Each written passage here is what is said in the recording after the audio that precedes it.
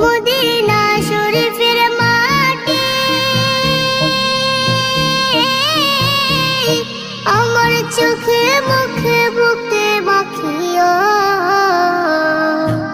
এমন পবিত্র মাটি, এমন পবিত্র মাটি আমার নবীর রওজায়।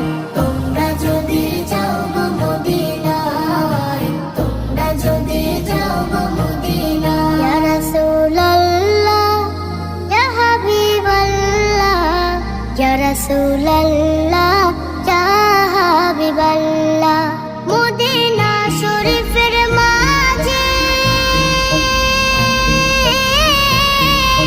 বেহেশতের বাগান আছে, সেই বাগানে শুয়ে আছেন, সেই বাগানে শুয়ে আছেন প্যারা নবী মুস্তাফা।